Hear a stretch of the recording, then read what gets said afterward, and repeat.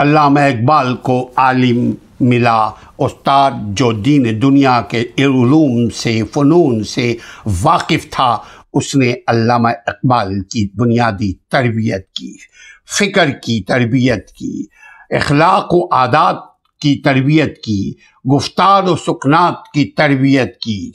باپ کے قلبی فیضان نے، علامہ اقبال کے والد کے قلبی فیضان نے جن حقائق کو اجمالاً محسوس کروایا تھا، استاد کی تعلیم سے تفصیلاً معلوم بھی ہو گئے۔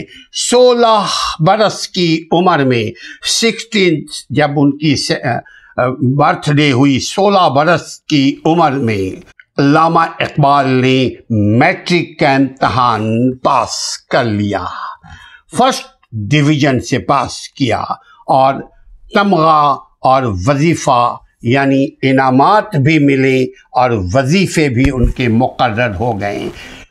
اسکاچ مشن اسکول میں انٹرمیڈیٹ کی کلاسیں بھی شروع علامہ اقبال کی ہو چکی تھی، لہذا اقبال کو FA یعنی انٹر کے لیے کہیں اور جانا نہیں پڑا، خوش نصیبی سے۔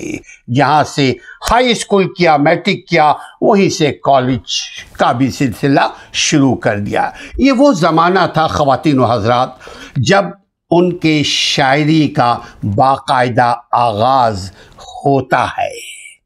یوں تو شعر و شاعری سے ان کی مناسبت بچپن ہی سے ظاہر ہو رہی تھی، کبھی کبھی خود بھی شعر موضوع کر لیا کرتے تھے، مگر اس بارے میں سنجیدہ نہیں تھے شاعری کے لیے، نہ کسی کو سناتے، نہ محفوظ رکھتے، نہ لکھتے، نہ لکھواتے، چونکہ بچپنا تھا۔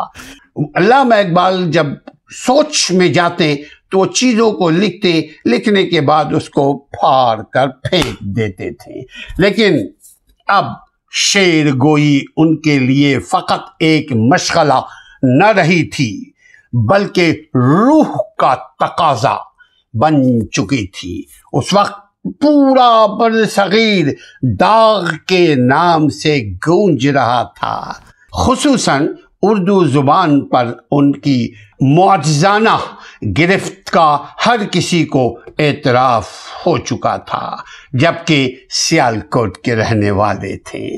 اقبال کو یہی گرفت درکار تھی، شاگردی کی درخواست لکھ بھیجی جو قبول کر لی گئی، مگر اصلاح کا یہ سلسلہ زیادہ دیر جاری نہ رہ سکا۔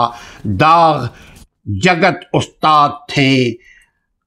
متحدہ ہندوستان میں اردو شاعری کے جتنے بھی روپ تھے، ان کی تراش خراش میں داغ کا قلم سب سے آگے تھا، لیکن یہ رنگ ان کے لیے بھی نیا تھا۔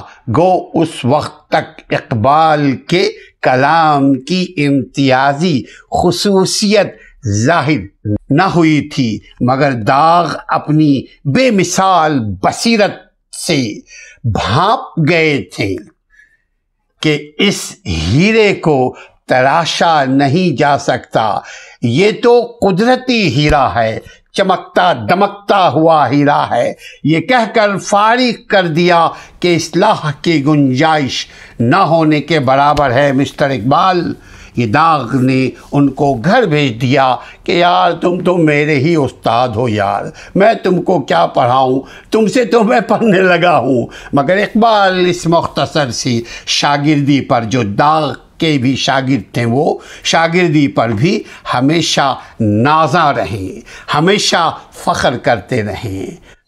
کچھ یہی حال داغ کا بھی ہے۔ دیکھتے رہیے علامہ اقبال کے بارے میں، جب آپ ایسے لوگوں کے بارے میں جانیں گے جنہوں نے دنیا میں کچھ کر دکھایا، جو کہا وہ کیا، تو یقین کیجئے اس کے اثرات ہم پر بھی نازل ہوں گے۔ اچھی گفتگو، اچھے لوگوں کی صحبت آپ کو اچھا بناتی ہے۔ Good luck.